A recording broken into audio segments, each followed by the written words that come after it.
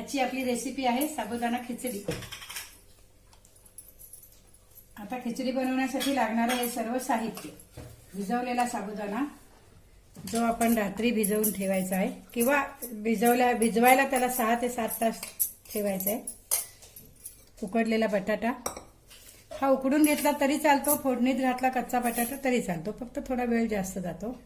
हा आधी उकडलेला थोडासा शिजवलेला असला की आपण पटकन खिचडी होऊ शकते।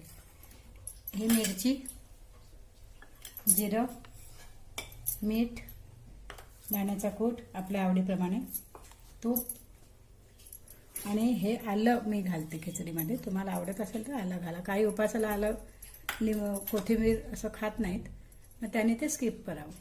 खोबरं, कोथिंबीर आणि आलं हे उपासाला चालत असेल तरच करावं। चला आता आपण खिचडी बनवायला सुरुवात करू। सर्वप्रथम मी गॅस पेटवते। मला कढईमध्ये करायला आवडते म्हणून मी कढई घेतली आहे। तुम्ही पातेलं वगैरे किंवा पॅन आवडीचं भांडं घेऊ शकता। तूप घालायचं आहे।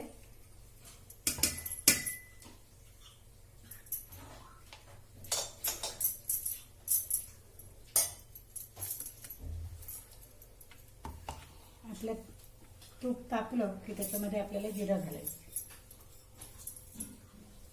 1 चमचा जिरं,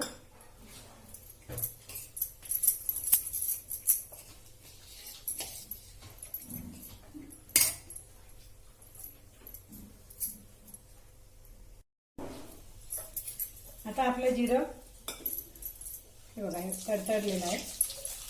त्याच्यामध्ये आपल्याला मिरची घालायची आहे।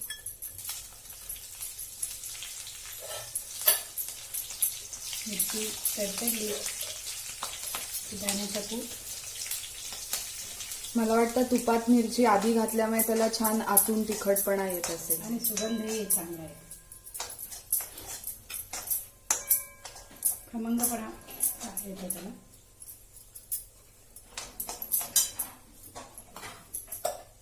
हा बघा दाण्याचा कूट आम्ही भाजून दाणे मिक्सरला लावलेले आहेत, भाजून सोलून मिक्सरला कूट करून घेतलेलं आहे।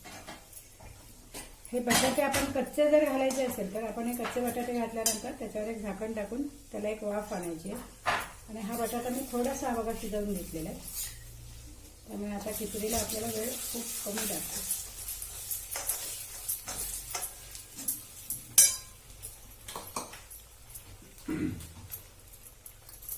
ह्या बटाट्याला आपल्याला थोडंसं मीठ घालायचं आहे, बटाट्याला मीठ लागतं।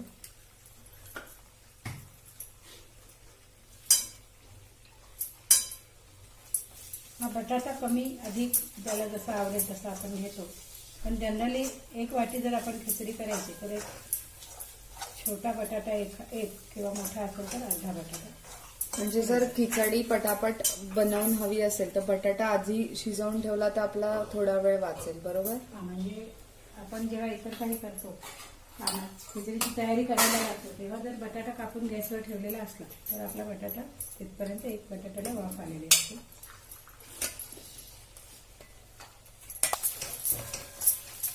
हा बटाटा कुटामध्ये हा बघा चांगला मिक्स झालेला आहे।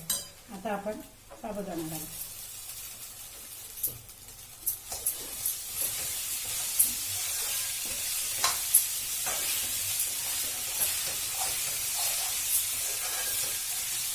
आता आपण ह्याला लागणार मीठ घालू।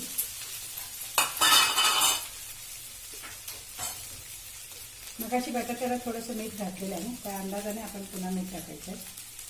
आणि खिचडीला मीठ थोडं कमी लागतं, एकदम मिठाचं प्रमाण वाढून खायला ठेवू शकतो। आणि मीठ तुम्ही ढवळून बघून नवीन करत असाल तर त्याची टेस्ट घेऊन सुद्धा मिठाचं प्रमाण घालू शकतो। आता हे सगळं ऑप्शनल आहे। मला